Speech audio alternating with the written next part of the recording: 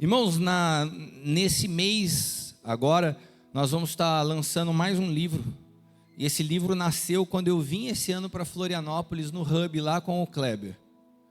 Eu estava no carro conversando com a minha esposa e a gente estava falando sobre como as nossas definições, como as nossas palavras, elas constroem pensamentos, como os nossos pensamentos constroem comportamentos, e como a gente vê já está instalado na nossa vida. Um monte de coisa que a gente nem reconhece, mas que iniciou, porque a gente começa a declarar algumas coisas. As nossas declarações têm poder, elas constroem realidades. Então, quando a gente costuma chamar prédio de igreja, plataforma de altar, a gente vai usando várias nomenclaturas. Quando a gente dá para a música, como o meu irmão falou aqui, um lugar que ela nunca teve na Bíblia. Fala para mim no Novo Testamento um ministério de louvor. A gente se tornou adorador das músicas, não de Cristo. Se as músicas fossem só uma ferramenta para se chegar a Cristo, beleza. Agora quando você se torna adorador da música, o culto não foi legal hoje porque não tocou as músicas que eu gosto. Não estava a banda que eu acho legal. O cara que cantou. Adoração não é isso. Mas, infelizmente, algumas coisas foram tomando lugar no nosso vocabulário, na nossa liturgia, que nunca tiveram na Bíblia. E entre as palavras que a gente aprendeu a banalizar, existe uma muito séria, que é a palavra amor. Eu estava percebendo meus filhos conversando, e é interessante conversa de jovem, de adolescente, né? A meninada hoje fala que ama tudo. Ai, amiga, eu te amo. Um dia eu vi minha filha falando isso, eu falei assim, não ama nada. Isso não é amor, você está falando que você gosta muito dela. Ai, pai, é o jeito de falar. Não, mas o jeito de falar define muita coisa. Daí estava na mesa esses dias, eu falei assim, eu amo esse chocolate. Não, eu falei, você gosta de chocolate? Ai, como você é chato, pai. Não sou chato. A gente precisa aprender a corrigir nosso vocabulário. O amor é muito sério. Se você fala que ama chocolate, o dia que você chegar para um carinha na escola que você acha bonitinho, vai falar assim, eu estou amando ele, você não está amando. Vamos entender bem o que é amor. O que é bem, o que é gostar. O que é bem, entender bem o que é achar bonitinho. O que é achar legal. Porque se a gente tiver definições claras, você nunca vai falar na sua vida que acabou o relacionamento, porque acabou o amor. Amor não acaba. Só que a gente vai conceituando mal as coisas. E eu falava com a Leila no avião nessa história, e daí surgiu o livro que nós estamos lançando agora. Vocês podem deixar para mim a capa dele aqui no fundo? Eu prego com essa capa no fundo. Eu vou falar sobre isso, sobre as 5 linguagens do amor de Cristo. E quando eu comecei a falar com a minha esposa sobre as definições de amor, eu falei assim, existe algo instalado nessa geração que é muito intencional. Por exemplo, quando a gente olha para a Marvel e para os super-heróis, existe algo que é conscientemente construído e elaborado na construção dos personagens da Marvel. São sistemáticos. Eu não sou muito atualizado, mas eu sei os da minha época, que na verdade se repete muito até hoje. O que você vê de comum no Hulk, no Super-Homem, no Batman, no Homem-Aranha, que lançou filme recente? O que eles têm de comum? Todos eles são órfãos. Por que a Marvel produz super-herói órfão? O Hulk é um andante solitário. O Super-Homem é adotado por uma família. O Batman perde o pai. O Homem-Aranha não tem pai. Todos não têm pai. Está construindo uma mensagem para uma geração. Olha, você pode ser um cara incrível sem pai.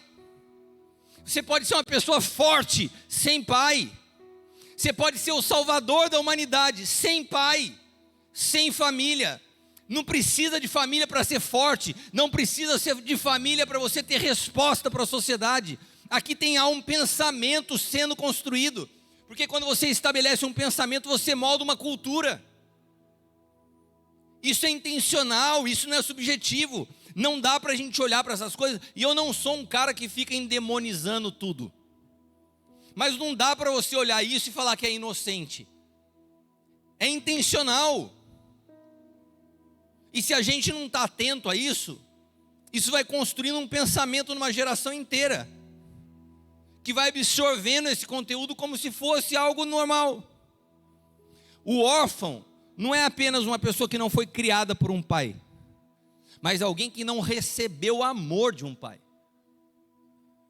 Passa toda uma vida buscando aceitação. E órfão, a realidade do órfão, você pode ter órfão de pai vivo. Eu cuido de pastores há 15 anos. Sabe qual que é a minha maior dificuldade com pastores? Orfandade. O cara nunca recebeu direção, correção, alinhamento de um pai, e passa uma vida inteira com um vazio emocional, e ele tenta preencher, e muitas vezes chega a mim querendo preencher isso em mim. Eu falo, eu não tenho como preencher isso. Eu não tenho como suprir a sua carência de um pai. Eu não vou sair para passear com você de mão dada num parque.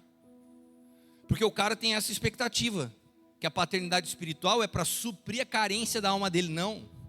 Se Deus não resolver essa parada na tua vida, eu não consigo. É algo no espírito. Mas é muito sério. Porque eu estou falando de pastores, pessoas com seus 60, 70 anos, que carregam até hoje o vazio da formação de um pai. A ausência de um pai na formação produz um gap na sua construção emocional. Fica um buraco faltando. A pessoa se torna muitas vezes insegura, com dificuldade de tomar decisão, não se sente amada. E daí a pessoa com essas características, ela precisa para si mesmo provar o seu valor. É uma pessoa que perde a capacidade de ver a vida através da perspectiva correta, porque ela enxerga a vida a partir da dor. Qual dor? A dor da ausência. Porque Deus desenhou a família de uma forma perfeita. O pai tem uma representação apostólica. A mãe tem uma representação pastoral. Quando essas duas figuras funcionam na formação de um ser humano, a mãe, os primeiros anos da vida, até o meio da adolescência para a juventude, ela transmite proteção, ela transmite afeto, ela transmite o colo, o toque físico. Agora chega um momento que o filho precisa de um pai. Primeira função de um pai, coerência. Mais do que presença, coerência.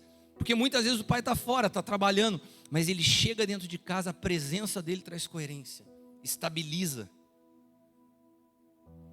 Meu pai é um provedor, meu pai trata minha mãe, meu pai traz proteção.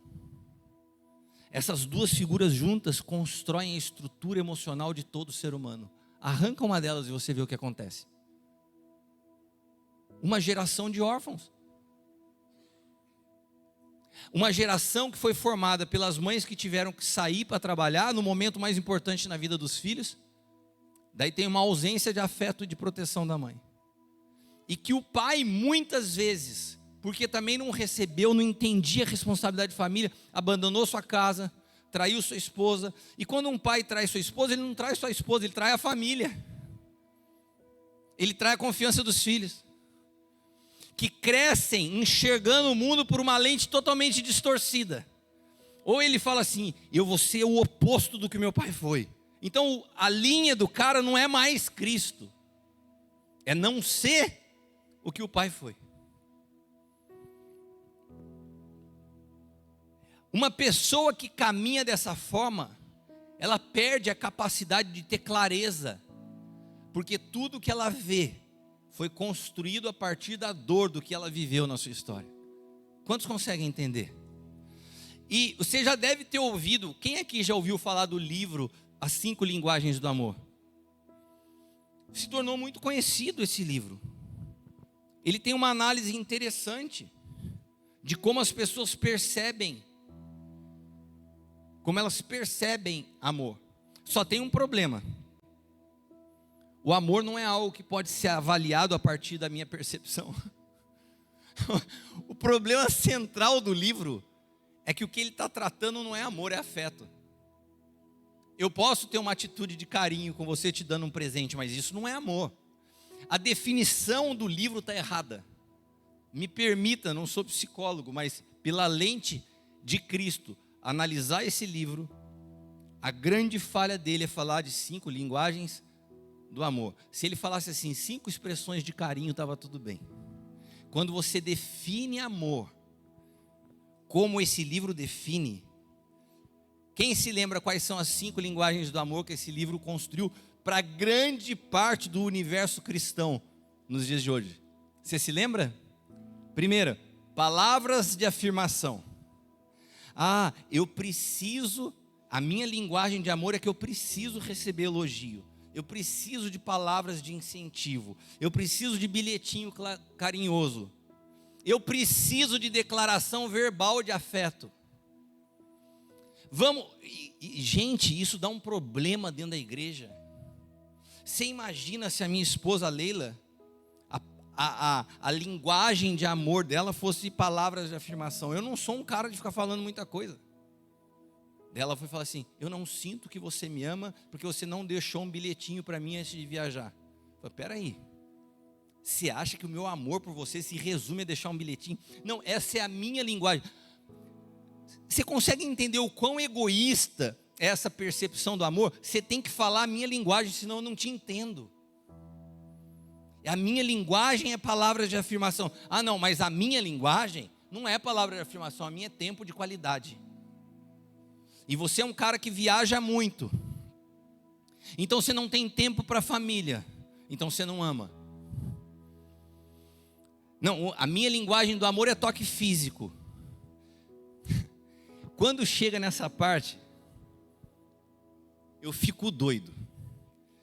Vamos lá.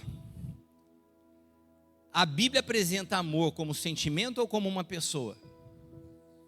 Ficou fácil, né? Eu já dei para você a resposta. A Bíblia fala assim, Deus sente amor, correto? Deus é amor. Então amor não é um sentimento.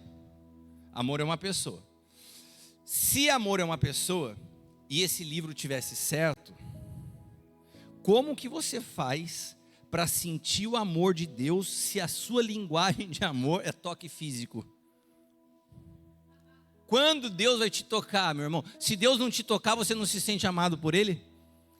Ei, Senhor, o Senhor sabe que a minha linguagem do amor, o Senhor me fez assim, é toque físico. Manda um anjo para que eu possa sentir. É que nem Tomé. E a gente começou a acreditar nisso, tanto que os gabinetes pastorais estão cheios de aconselhamento de homem que não se entende com a mulher falando isso. Usa esse livro para se apoiar. Atos de serviço. Se você não abre a porta do carro, você não me ama. Todas essas coisas, olha só, preste atenção para você não falar. Todas essas coisas não é que devam ser abandonadas. Eu posso ver isso como atos de carinho, como gentileza, como cavalheirismo, abrir a porta do carro. Só não posso definir como ato de amor. Você está me entendendo? Presente. Como que faz se a pessoa entende amor como presente? Daí você passa por um aperto financeiro, não tem dinheiro para pôr gasolina no carro. Mas a sua esposa entende que é amor como presente. Faz 1 ano que você me dá um presente e você não me ama. Não, não é que eu não te amo, não tenho dinheiro.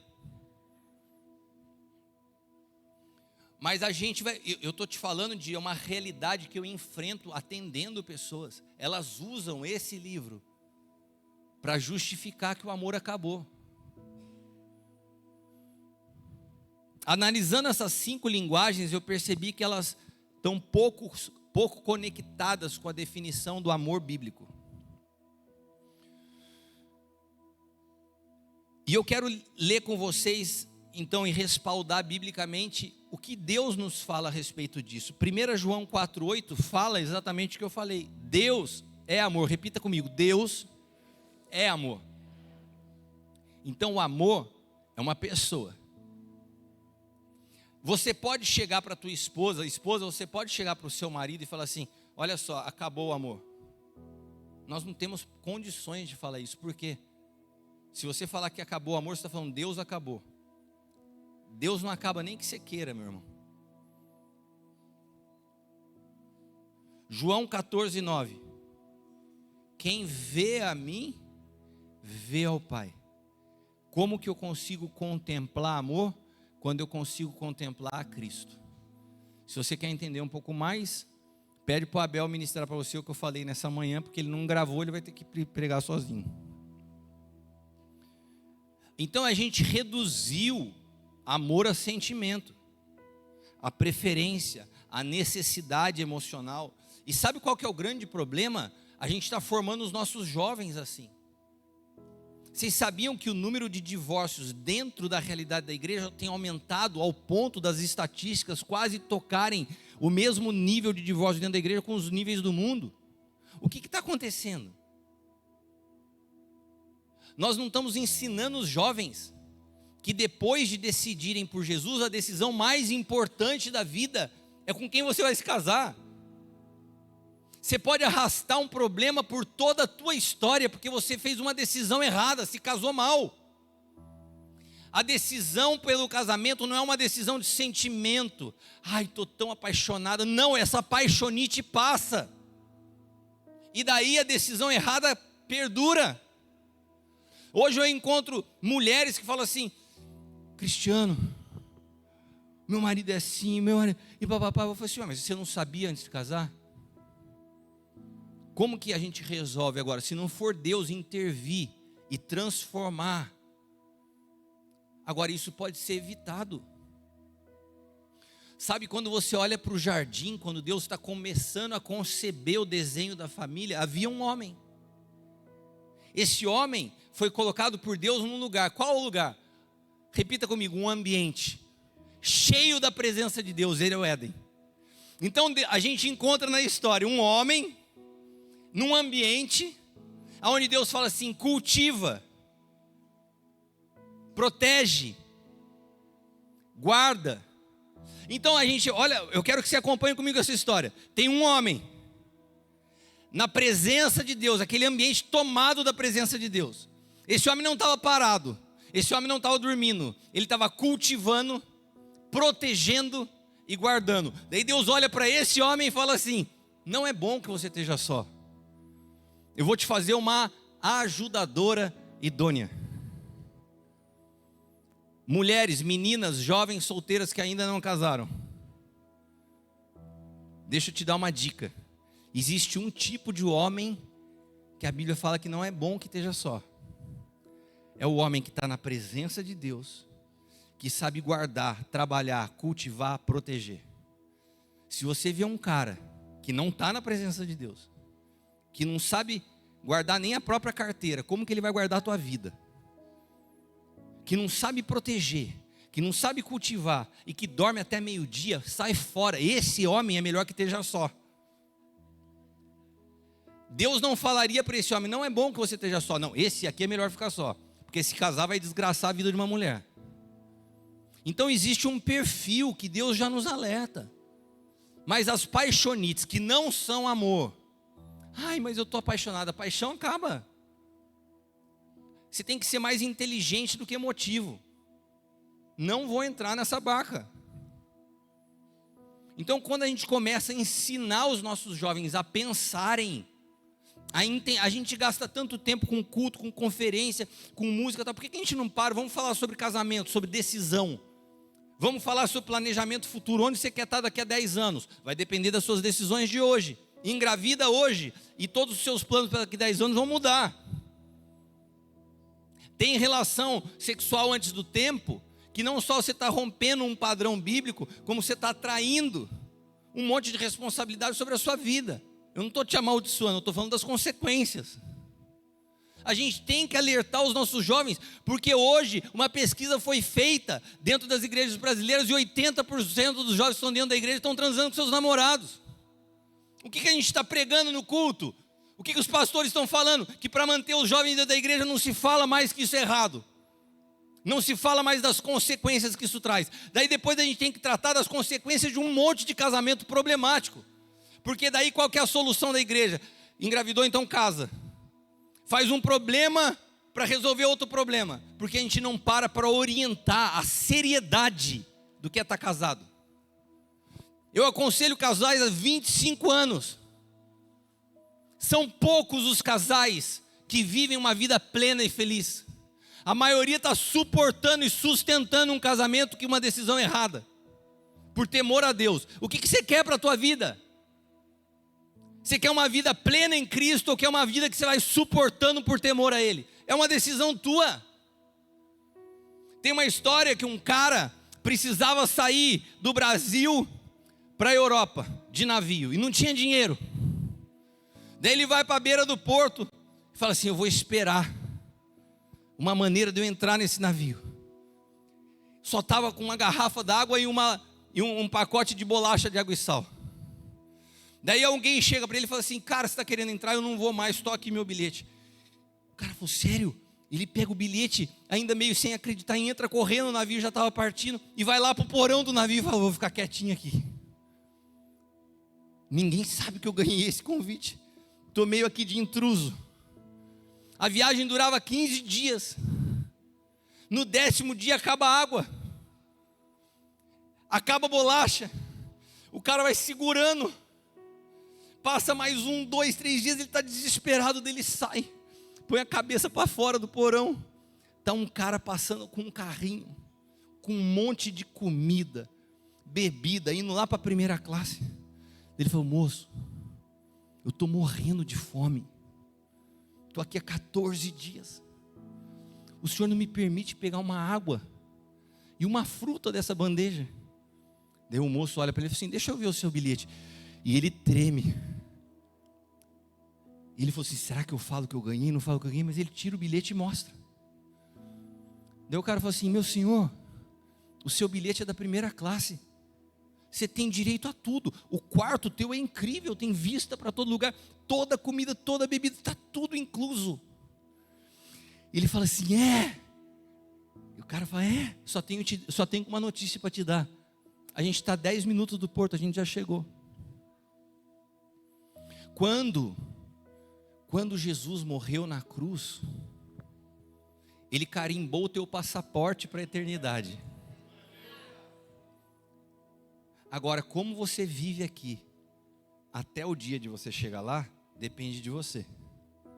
Você pode viver toda essa vida tendo direito a tudo, comendo bolacha de água e sal e tomando água, ou você pode desfrutar da eternidade agora. A eternidade não é o dia que ela vai começar, ela já começou. Ela já está disponível. Eu posso ter uma vida plena em Cristo hoje. Agora, depende de como eu escolho viver o que Ele me ofereceu. Eu posso ter um casamento que é incrível. Se eu falar para vocês do que eu vivo hoje, é incrível. Mas quando eu me casei, eu tomei a decisão. Irmãos, quando eu fui fazer faculdade na cidade de Campinas, eu tinha 17 anos de idade, saí de casa. Naquela época não tinha celular. Você lembra disso?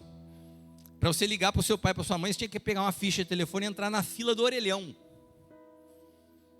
Era mais longe morar em Campinas de Taubaté do que quem mora hoje nos Estados Unidos faz chamada de vídeo. E quando eu fui para lá, eu era católico, não praticante. Minha mãe me deu uma palavra: olha só, você está indo morar fora. Você tem irmã, você tem mãe. Não trate uma menina como você não gostaria que tratasse a sua irmã. Não tenha relação antes da hora. Eu não conhecia a Bíblia, eu não tinha experiência com Jesus. Aquela palavra foi suficiente para me proteger. Eu passei todos os anos da faculdade e não tive relação com nenhuma. A única mulher da minha vida é minha esposa. O que acontece que os jovens hoje, o volume de informação, de pregação, insistem em tomar decisões erradas? O que acontece com a igreja de hoje, que tem pastor que cuida, que orienta, que fala, que explica, e as pessoas insistem em tomar decisão do seu jeito? O que a Bíblia fala sobre sermos ouvintes e não praticantes? É como você edificar uma casa sobre a areia.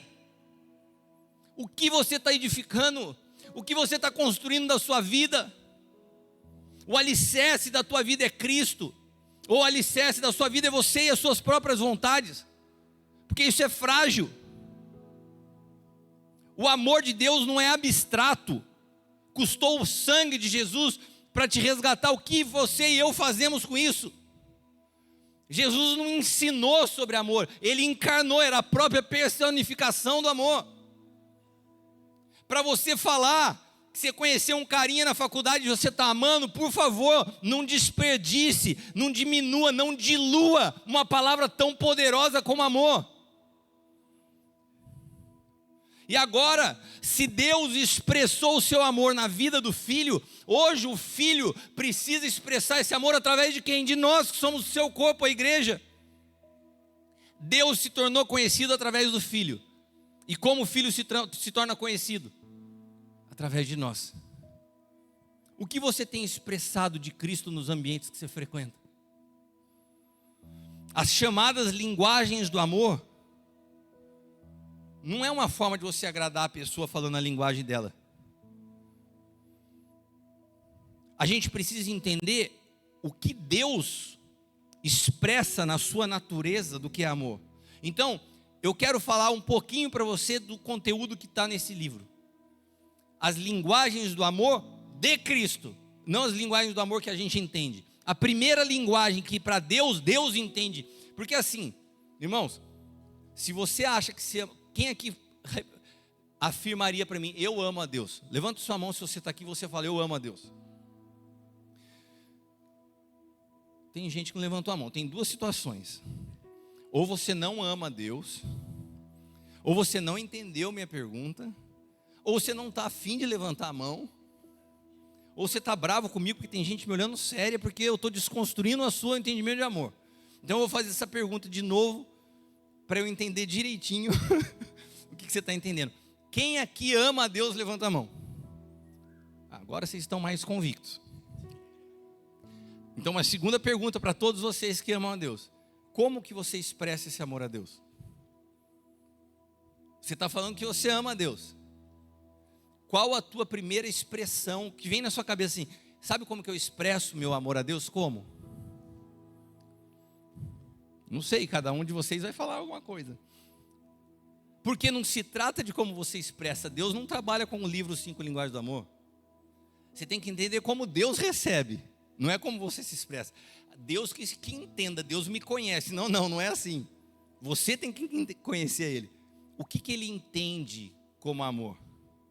Porque se eu quero expressar o meu amor a Ele, eu tenho que expressar do jeito que Ele quer receber, não do jeito que eu quero dar. Amém? Por que vocês estão me olhando assim? Estou meio intrigado com vocês, hein? João 14,15. João 14,15. Se vocês me amam, parece que o Senhor está aqui com a gente na mensagem, né?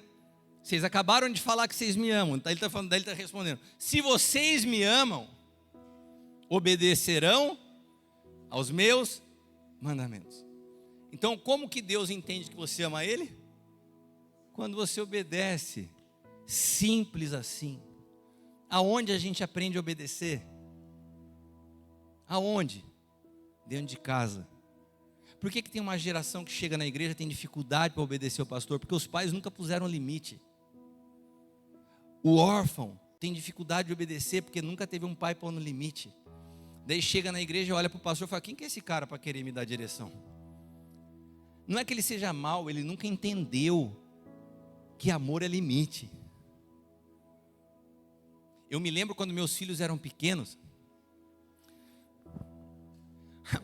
como que é aquele negócio de defesa da criança e do adolescente? O estatuto da criança e do adolescente, se me ouvir falar, vai querer me prender. Mas eu lembro que meus filhos eram pequenos e quando eles erravam, na minha maneira de ver, dar uma palmada, não com a mão, mas uma chinelada na bunda, resolvia. Que eu não receba nenhum processo, porque hoje eu não pode corrigir criança, mas tudo bem. Meu filho, eu abaixava na altura do meu filho, ficava de joelho, e falava assim, Caio, ele tinha 7, 8 anos, eu falei, deixa eu falar uma coisa, papai ama você, te amo muito. E a minha expressão de amor, quando a gente ama, é corrigir, para que o filho aprenda. Então eu vou te corrigir porque eu te amo. O que você vai fazer, pai? Você vai levar uma chinelada no bumbum e vai ficar de castigo. Puf, dá uma chineladinha.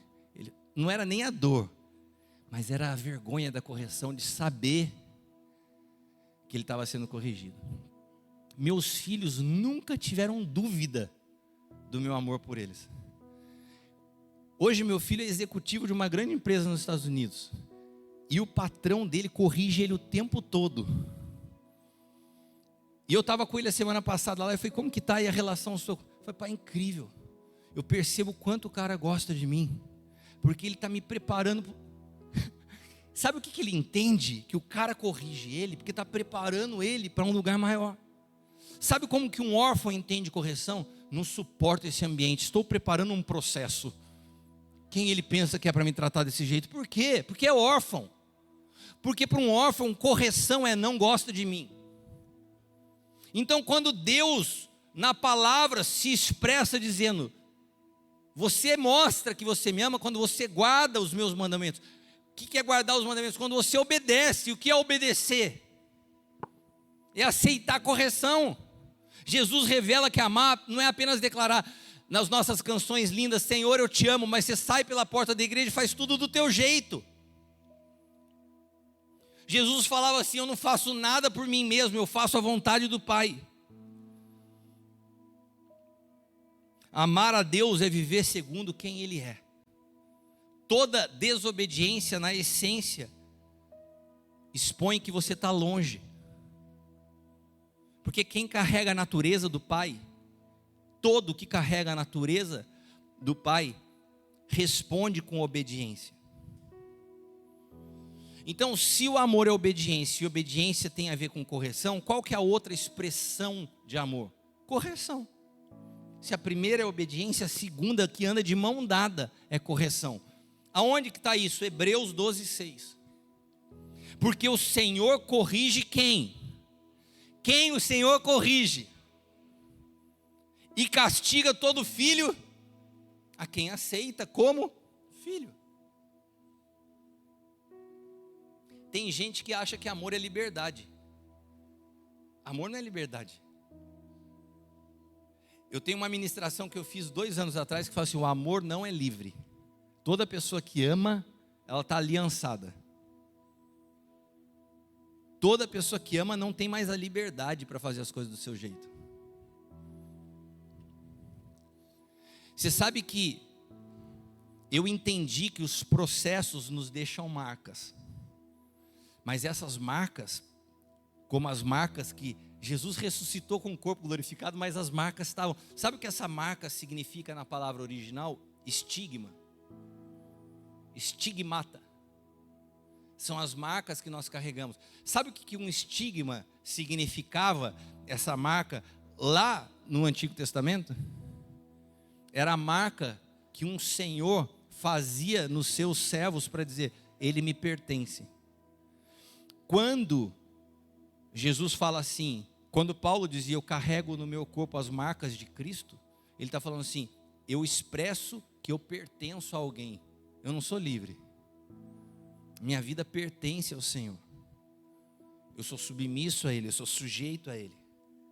Ser livre não significa fazer o que te dá na telha, ser livre significa eu faço exatamente o que eu tenho que fazer, porque toda pessoa que faz... Você já ouviu essa expressão, né? É muito comum no jovem. Ai, cara, eu sou livre, eu faço o que eu quero fazer. Isso não é ser livre, isso é ser escravo das suas próprias vontades. Ou você acha que um cara que sai daqui e vai cheirar cocaína é livre? Ele acha que é. Não, eu sou livre. Sou livre para fumar minha maconha. Não, você não é livre, você é escravo. Você é escravo. Não, quando eu quiser eu paro. Mentira. Quem define quem anda e quem para é o Senhor, não é você. A nuvem, no Antigo Testamento, ela não andava e parava de acordo com a necessidade do homem, era na vontade de Deus. Tinha hora que a nuvem ficava parada por 3 dias, tinha hora que era por 3 meses. Não tinha, cronologicamente, uma previsibilidade. Então, ser livre não é fazer o que você quer fazer. Ser livre é fazer o que Deus quer que nós façamos, porque daí você está exatamente no lugar onde a vida acontece, onde a vida flui. Quando eu estava falando para o Abel hoje, voltando do almoço, quando eu vejo, que nem eu vi o que aconteceu nessa manhã, esse ambiente, que se estendeu para a mesa do almoço, me deixa tão pleno. É como se eu olhasse e falasse assim, Senhor, eu estou exatamente no lugar que o Senhor me chamou para estar. Agora, como alguém que era empresário, dono de uma construtora, entre as 100 maiores empresas do país. Como que Deus me tira daquele lugar e fala assim, eu tenho um lugar onde você nasceu para estar. Eu vou tirar você daqui e vou colocar num lugar que você vai fluir. Parece que no momento que Deus está te tirando, está doendo, está te fazendo, está te prejudicando. Na verdade, Deus está te reposicionando no lugar que Ele te criou para estar. Confiar que Deus te movimenta e te põe no lugar onde você funciona, é confiar em Deus, na sua correção, porque Ele corrige, ama, castiga quem Ele recebe como filho. Se você não tem correção, você não é filho. O amor do pai não é permissivo. Meu filho até 2 meses atrás estava dentro de casa com 23 anos. Um homem dentro de casa. Estava falando para o Kleber. A esposa dele morava em Londres. E ela veio 2 meses antes para o casamento. Ficou dentro de casa. Daí eu ia dormir, eles ficavam vendo televisão. Já estava noivo. Ia se casar. Eu falava assim para ele, ó, os 2 para a cama. Não quero ir dormir vocês 2 juntos vendo televisão. Meu pai, eu vou casar daqui 2 meses. Eu tenho 23 anos. Falei, tudo bem, mas aqui eu sou o pai, é minha casa e aqui tem minhas regras. Você me obedece. Tá bom, pai. O pai corrige porque ama. O amor do pai não é permissivo. Não é casa da mãe Joana. Você não faz do teu jeito.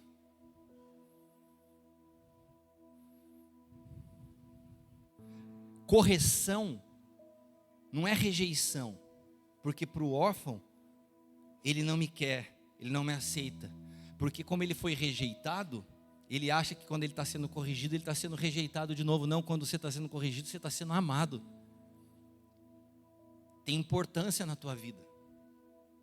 Por isso que a igreja não é um rebanho de ovelhas, a igreja é uma casa paterna. Cada um não é uma ovelhinha de Jesus, são filhos. A terminologia que Jesus usa é uma terminologia ilustrativa.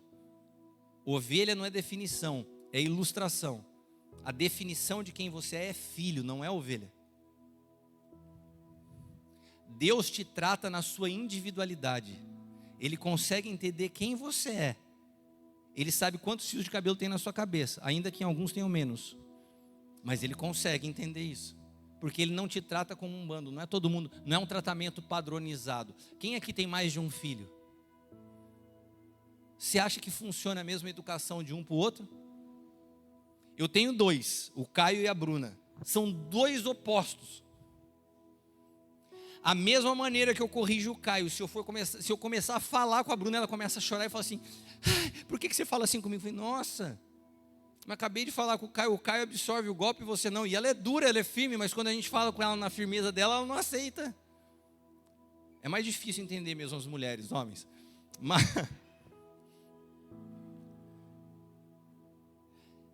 Então, quais são 2 expressões do amor de Deus, como Deus vê o teu amor?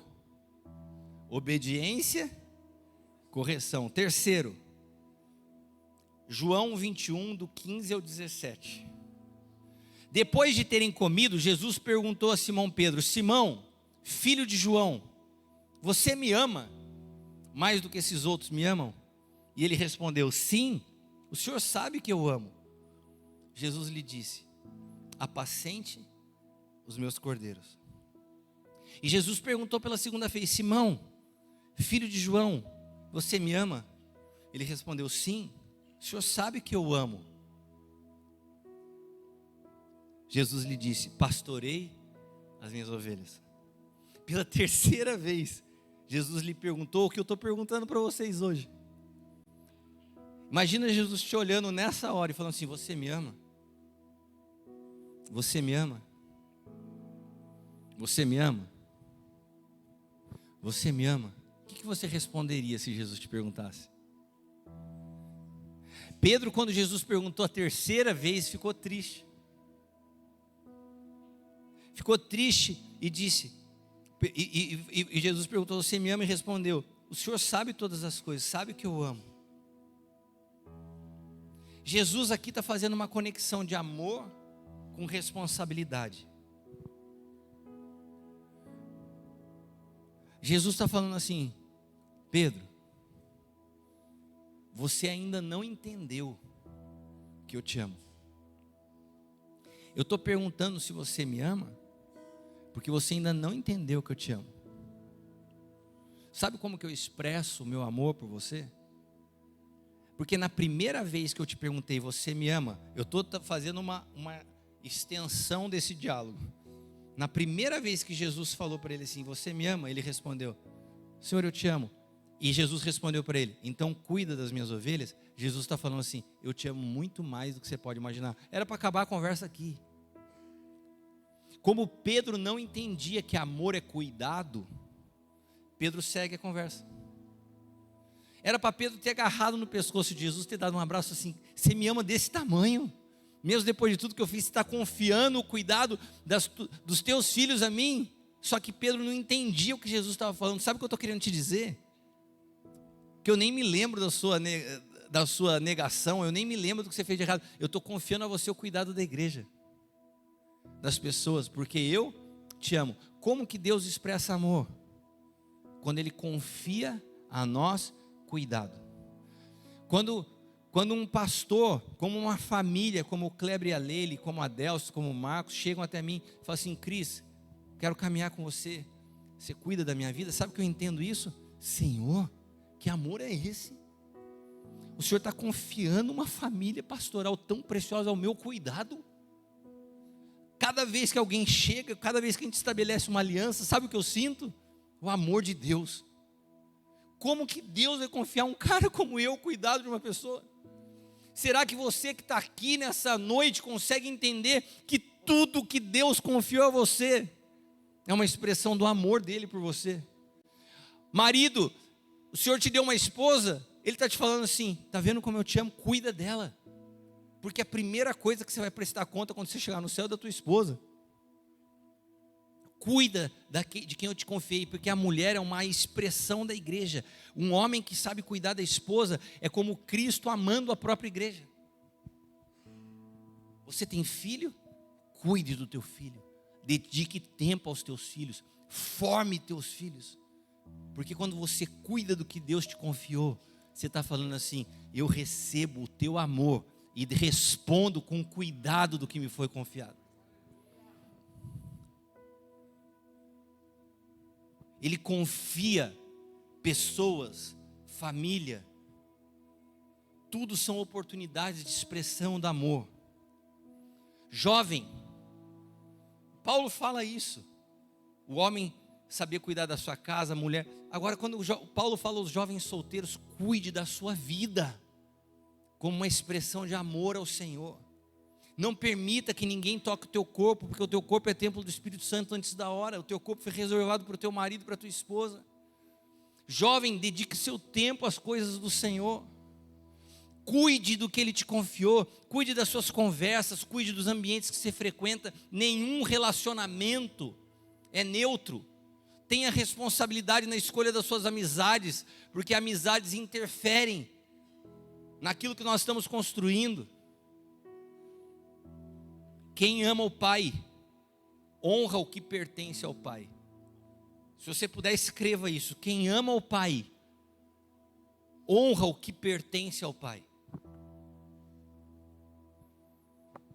Nós já passamos por 3 expressões do amor de Deus: obediência, correção, cuidado.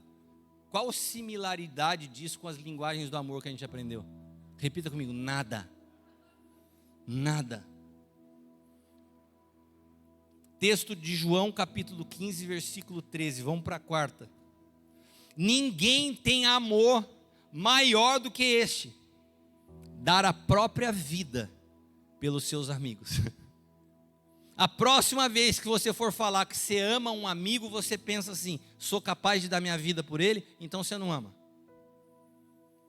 Para de usar essa palavra e fala assim, eu amo você. Porque amor, segundo a Bíblia, a capacidade da própria vida. Por isso Deus nos amou. Como que Ele manifestou esse amor? Deus amou o mundo de tal maneira que entregou seu Filho unigênito para que todo aquele que nele crê não pereça, mas tenha uma vida eterna. O amor de Deus se expressou como? Entregando. A cruz é a maior tradução do amor. Não foi sentimento. Ai, eu estou sentindo hoje que eu vou dar um presente para esse filhinho amado, vai dar um carro novo. Não! A gente aprendeu a colocar uma linguagem de amor em coisas materiais. A expressão do amor de Deus maior, o ápice da história, foi entregar o seu filho para resgatar eu e você, para pagar o preço que a gente não poderia pagar pelos nossos erros, pelos nossos pecados. Não foi sentimento, foi uma decisão. E hoje, todos os dias, o amor continua sendo uma decisão. Eu decido amar minha esposa todos os dias. Eu decido amar os meus filhos. Eu decido amar os pastores que eu cuido, ainda que eu não receba nada em troca, ainda que muitas vezes não sendo compreendido, ainda que muitas vezes sendo julgado. O amor é uma decisão diária. Não dá mais para esse amor frágil que a gente está vivendo dentro da igreja, que o cara se dói. Ai, pastor, eu não me sinto amado nessa igreja, eu vou para outro lugar. E troca de igreja como que troca de calça jeans. E vai aonde se sente acolhido. Uma geração frágil, que não suporta a correção. E nunca permite que os processos se findem, e por isso não amadurece. Amor envolve renúncia. Os relacionamentos fortes são sustentados por entrega constante. Eu tenho um relacionamento com a minha esposa por 30 anos. Sabe qual é o maior investimento de amor? Renunciar muitas vezes à minha vontade, à minha percepção, ao meu jeito. Eu não sou a mesma pessoa que eu era quando eu me casei. Eu não sou a mesma pessoa que eu era 5 anos atrás. Eu não sou a mesma pessoa que eu era 1 ano atrás. Porque todos os dias eu renuncio a algo. Pela minha esposa, pelos meus filhos, pela igreja. E quanto mais eu amo, mais eu renuncio. Quanto mais eu amo, mais eu abro mão da minha vontade. Eu passei 2 anos da minha vida onde nós orávamos para ter gasolina para pôr no carro para chegar na igreja. Nesses 2 anos da minha vida, todo o recurso que eu tinha, eu pensava, o que eu posso fazer para o meu filho e para minha esposa? Nunca pensava em mim. Porque um pai entende a responsabilidade de cuidado. Hoje eu vejo homens que escondem quanto ganham da esposa. Fala o tempo todo o tempo, não tenho dinheiro para isso. Ai, amor, precisa comprar um uniforme para as crianças para a escola. Não tem dinheiro para isso agora. Mas o cara vai lá no Mercado Livre e está o tempo inteiro comprando as coisas escondidas. Para ele compra.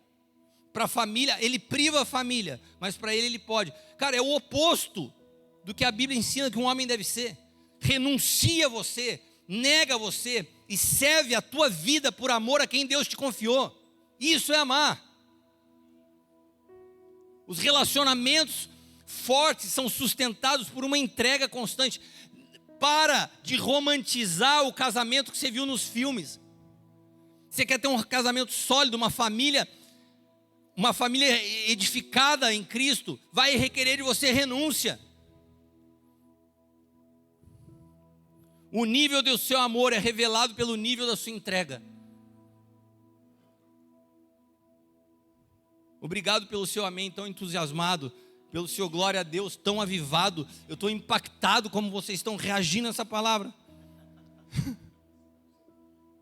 Amor e entrega caminham de mão dada. Quais são as 4 linguagens que a gente viu? Tudo que eu falei para vocês, Bíblia pura. Obediência, correção, cuidado, entrega. Vamos para o último, João 15, do 9 ao 10. Como o Pai me amou, também eu amei vocês. Permaneçam no meu amor. Se vocês guardarem os meus mandamentos, permanecerão no meu amor. Assim como eu também tenho guardado os mandamentos do meu Pai, e no seu amor permaneço. Jesus repete a mesma palavra 4 vezes. Qual a palavra? Permanecer. Qual a expressão do amor de Cristo pelo Pai? Permanecer. Qual que é uma expressão do amor? Permanência. O amor não desiste, ele permanece. Continua crendo, continua insistindo. O amor do Pai é constante, não é circunstancial. Eu sei que eu estou falando para alguém aqui nessa noite. Eu sei que você pode olhar para a tua vida e às vezes não se sentir amado por Deus. Sabe por quê? Porque você aprendeu o amor de uma forma muito frágil. E eu sei que tem gente aqui que está me ouvindo, porque o Senhor está me falando isso nessa hora. E está se sentindo culpado. Porque diante do que eu estou falando, tem jovens aqui que estão fazendo um monte de coisa errada. E estão falando assim, caramba, está pegando para o meu lado. Eu não amo a Deus e acho que Deus deve estar triste comigo porque eu estou fazendo um monte de coisa errada. O amor de Deus é diferente do teu entendimento de amor. O amor de Deus não é circunstancial. O amor de Deus não funciona assim, olha só. Agora você está acertando, você está obediente, você está dentro da igreja, você está respeitando. E agora o meu amor por você vai subindo. Não é assim. A Bíblia fala assim, que Deus nos amou sendo nós ainda pecadores. O amor de Deus não aumenta quando você acerta e nem diminui quando você erra. Então eu quero te dar uma notícia para você que está enfiado numa situação de pecado, que não está conseguindo se livrar, que isso te acusa toda hora. Deus continua te amando profundamente. O amor de Deus não mudou 1 milímetro desde que você começou a errar, desde que você começou a fazer essas besteiras aí que eu nem sei qual é. Ele continua te amando. Você acredita nisso? Da mesma maneira, o amor de Deus não mudou por você. O amor de Deus permanece. Não é circunstancial. É mesmo? Então eu posso continuar assim? Pode. A consequência de eu continuar assim é sua. Porque tudo que você semeia, você colhe. Continua fazendo diferente do que o Senhor quer que você faça, Ele vai continuar te amando. Só que Ele não tem como te livrar das consequências das suas más decisões. Porque mesmo te amando, o amor de Deus te dá liberdade para que você decida. É lógico que o coração de Deus se entristece, porque um pai não quer ver o filho passando por situações desnecessárias. Mas Ele não muda a dimensão do amor por você. Deus não nos ama por fases. Deus ama por natureza. A natureza dele é amor. Permanecer quando é difícil revela maturidade. Aliança vale mais do que conveniência. Todas as vezes que eu vou cuidar de alguém, que uma pessoa chega falando sobre paternidade espiritual, eu falo, você tem certeza? Porque eu nunca rompi uma aliança na minha vida. E com você não vai ser a primeira, você vai ter que me aguentar para o resto da sua vida, ou você vai ter que romper uma aliança. E para mim a aliança vale mais do que conveniência. O amor verdadeiro não é testado quando tudo vai bem, mas quando tudo pede para desistir. Quando tudo pede por desistência e você permanece, você conseguiu entender a maneira que Deus ama. 1 João, capítulo 3, versículo 18, fala assim: quem nele crê não é condenado, mas o que não crê já está condenado, porque não crê no nome do unigênito Filho de Deus. O amor, ele precisa de uma expressão visível. E a expressão do amor de Deus, porque Deus, imagina o Deus eterno, Deus existia antes de toda a criação, mas o amor de Deus, a natureza do amor pede uma expressão, e para que Deus pudesse, Kleber, expressar esse amor, Ele cria todas as coisas como expressão do seu amor, e materializa e revela a plenitude desse amor através da vida do Filho. O Filho é a exata expressão do amor do Pai. E quando o Filho ascende aos céus, ele se torna o cabeça de um corpo, através do qual Deus quer expressar amor sobre a humanidade hoje. E nós fomos chamados para ser dedo, para ser joelho, para ser ligamento, para sermos juntos a expressão do amor de Deus sobre a face da terra. Você pode perceber que coisa maravilhosa, nós fomos chamados a participar de como Deus se expressa amando toda a humanidade. Não é com religiosidade, não é impondo regras, não é um Deus carrasco. É manifestando todas essas evidências do amor. Por que nós andamos juntos? Por que nós permanecemos? Porque nós amamos. Todas as vezes que nós rompemos vínculos, todas as vezes que nós desobedecemos, nós estamos falando para o mundo uma manifestação errada.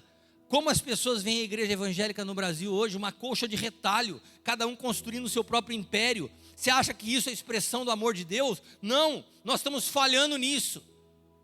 Mas quando conseguimos permanecer em aliança, em amor, perdoando uns aos outros, nós estamos expressando para o mundo o que é o amor do Pai.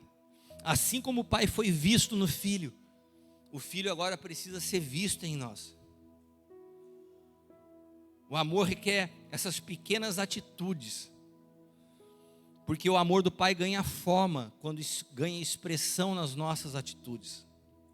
Então o mundo tem falado das linguagens do amor para suprir necessidade de uma geração órfã. Dos espectadores do Batman, do Super-Homem, de gente que se isola, achando que pode ser o super-herói, sem se sujeitar a um pai, sem entender a vida em família, em corpo. Você não ama porque você sente, você ama porque você nasceu de Deus e Deus é amor.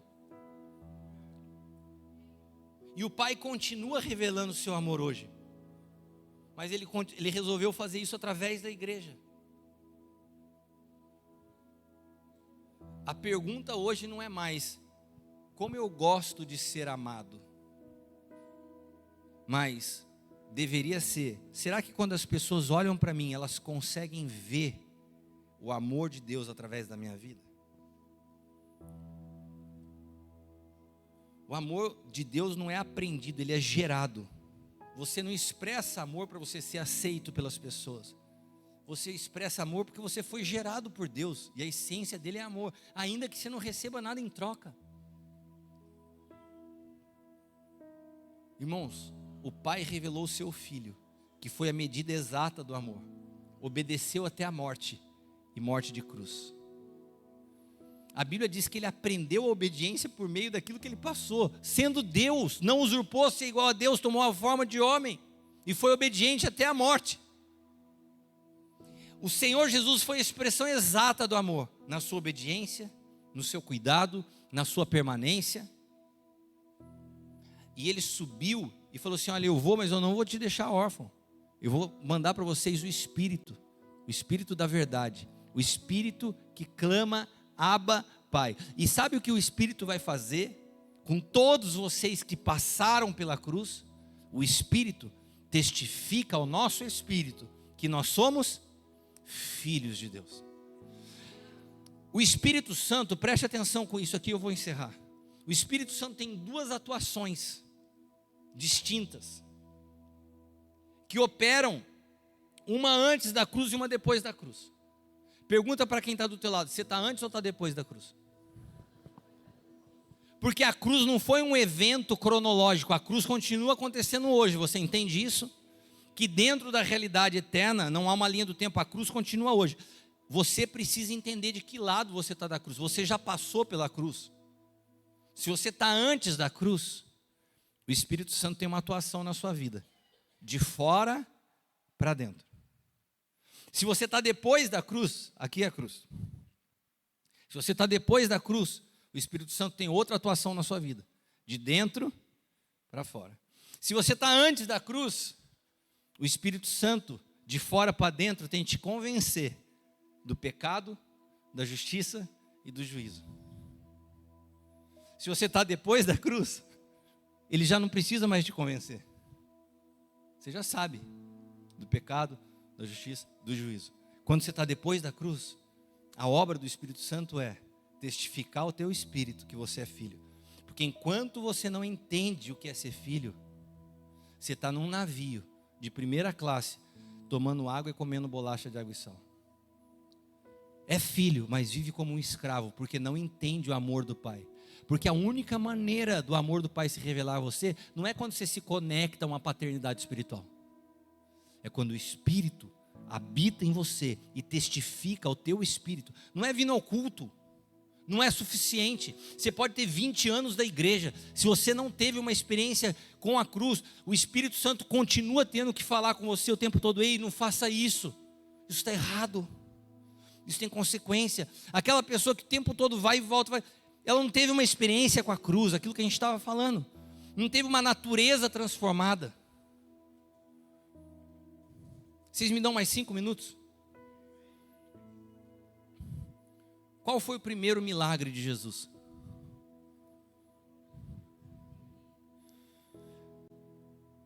Jesus se manifesta publicamente pela primeira vez num casamento. Existe uma lei dentro da teologia que é chamada de lei da primeira menção. Todas as vezes que você vê algo pela primeira vez ser mencionado nas Escrituras, tem um princípio eterno que você tem que colocar os teus olhos e se atentar. O primeiro milagre de Jesus tem uma lição quase que definitiva, onde ele revela qual a realidade do porquê ele veio ao mundo. Está naquele milagre. Quando você vê acabando o pão, o que Jesus faz? Multiplica pão. Quando o peixe está acabando, o que ele faz? Multiplica peixe. Mas o primeiro milagre, ele não pegou o vinho que estava acabando e multiplicou o vinho. Ele transformou. E tem alguns detalhes muito interessantes que eu não tenho tempo para desenvolver. Mas Maria chega para ele e fala assim: olha, acabou o vinho. Ele fala assim: que tenho eu contigo, mulher? Parece que ele foi grosseiro. Ele fala assim: não é chegada a minha hora. Só que 2 minutos depois ele vai lá e faz um milagre. Não é chegada a minha hora, 2 minutos, agora é a sua hora. Aqui começam as evidências do que o Senhor quer nos ensinar. Primeiro, não é no teu tempo. Tua oração não vai ser respondida no teu tempo. Você tem que aprender a respeitar o tempo de Deus. Qual que é o tempo de Deus? É exato. 2 minutos para Deus é tempo. O que Deus tem que fazer na sua vida não é ontem, não é amanhã, é agora. Você não pode postergar a decisão. Se Deus está falando com você hoje, a tua decisão é hoje. Todo espírito que posterga a decisão é um espírito que nasce, a origem dele tem lá no faraó do Egito. Você lembra das pragas do Egito? Quando o faraó não se incomodava com nada, até que encheu de rã o palácio. Eu acho que a mulher dele foi falar assim: cara, para com essa brincadeira, não dá rã, mulher não suporta rã. Então a mulher dele chegou para ele, versão da Bíblia segundo eu, falou assim: cara, dá um jeito lá com Moisés, que rã aqui dentro não dá. A mulher estava desesperada, dele chama Moisés chega lá e fala assim: cara, não dá, estou até aqui com a minha mulher, pode matar, pode fazer tudo, mas rã dentro do palácio não dá. Daí Moisés começa a rir. Isso é a minha versão da história, licença poética. Daí Moisés começa a rir e fala assim para ele assim: tá bom, quando que você quer que eu mande tirar as rãs daqui? O que você acha que é uma resposta óbvia? O cara está até aqui de rã, não suporta mais, mulher brigando, sapo para tudo quando é lado, na privada, no banheiro. Daí eu falo assim: tá bom, eu vou tirar as rãs. Quando que você quer que tire? O que você responde? Agora, já. Sabe o que ele fala? Lê depois, está em Êxodo capítulo 13, se eu não me engano. Moisés responde assim: amanhã. Gente, é a coisa mais insana que eu já vi na Bíblia. É tipo assim: deixa eu dormir mais uma noite com as rãs aqui dentro, amanhã você manda tirar. Isso é um espírito de procrastinação. Deus está falando com você hoje, a situação está insuportável, insustentável. Mas você fala assim: não, no próximo culto eu venho, eu trato isso amanhã com o Senhor. Deus está te falando: semeia hoje. Não, deixa eu ver minhas contas, amanhã eu volto, vou fazer. Jesus está explicando o seguinte: 2 minutos é exatidão. Não é no teu tempo, é no meu tempo. Daí ele vai, e ele não pega e fala assim: me traz o restinho de vinho que sobrou. Traz vasilhas, enche de água. Daí ele chegou e falou assim: super gêmeos ativar, forma de gelo. Puxa. Não, ele não transformou a água em gelo. Ele não pôs o dedo na água e a água começou a evaporar. Ele não transformou a água em gelo. Ele não transformou a água em vapor. Ele transformou a natureza da água para vinho. O que ele está falando? O que ele está ensinando para a igreja no primeiro milagre? Olha só, o meu alvo não é transformar o estado, é transformar a natureza. A gente chega diante de Deus e o que a gente quer? Que Ele transforme o estado da nossa vida. Ele transforme a realidade do casamento, Ele transforme as finanças. Você quer que Ele mude o estado das coisas, mas Ele está de olho na mudança da tua natureza. Se Ele mudar a tua natureza, o estado das coisas mudam. Se Ele mudar o estado, a tua natureza fica sem mudar. Você pega um cara que mora, um bandido que está no meio da favela da Rocinha no Rio de Janeiro. Não muda nada na vida dele. Transporta ele para morar na cobertura de um apartamento da Barra. Aquele cara pobre, enfiado no tráfico, e agora ele virou um ricaço que mora na cobertura da Barra. No dia seguinte, a cobertura da Barra se transformou numa favela. Porque você mudou o estado do cara, mas você não mudou a mente dele, a natureza dele. Agora, se você pega essa pessoa e transforma a natureza dele e solta ele dentro da Rocinha, sabe o que ele faz? Ele muda toda a realidade à sua volta, porque ele foi transformado na sua natureza. Sabe qual que é a nossa maior falha como igreja? A gente quer mudar o estado das coisas sem mudar a natureza. A gente quer influenciar na política, só que os crentes que a gente manda para a política é tudo com a mesma natureza. Eles são corrompidos lá fora. A maior mudança que Deus quer produzir em nós não é da realidade à nossa volta, é da nossa natureza. Você precisa atravessar para esse lado de cá. Você precisa permitir que a cruz rasgue sua vontade própria, sua percepção equivocada, o seu desenho errado do que é a Bíblia, a sua percepção distorcida do que é amor, que Ele cure as feridas da tua orfandade, que você possa permitir que o Espírito Santo te ensine o que é ser filho, para que você possa desfrutar das realidades de quem é o Pai, que te ama, mas você não consegue receber a plenitude desse amor, porque o teu coração ainda é de um órfão. Uma igreja que ama a Deus, não faz um culto para agradar pessoas, faz um culto para agradar e adorar a Ele. Eu sei que Deus está produzindo algo incrível nessa terra, e vocês fazem parte disso. Deus precisa produzir algo hoje no teu coração, porque através da tua transformação, tem uma transformação que virá sobre essa cidade, sobre essa região, e ela passa por você. Se coloque de pé.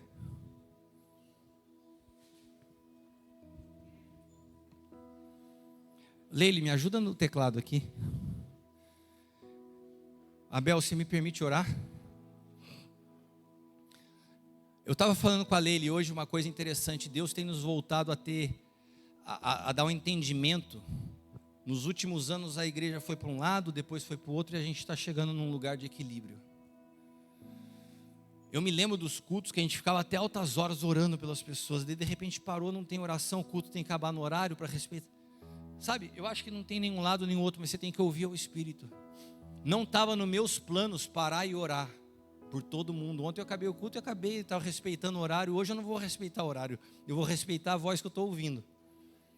E o Senhor está me falando, ora por eles. Hoje pode ser uma noite marcante na tua história, mas você tem que decidir. Quantos estão aqui? Você que está aqui na galeria, você que está aqui embaixo, Deus está falando com você. Não olha para quem está do teu lado. Não é com a tua esposa, não é com o teu filho, não é com o teu amigo, é com você.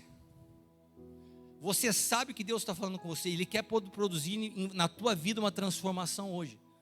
Você que hoje pode ter consciência que a tua vida não está expressando para Deus o amor que Ele quer receber, porque não tem obediência, não tem correção.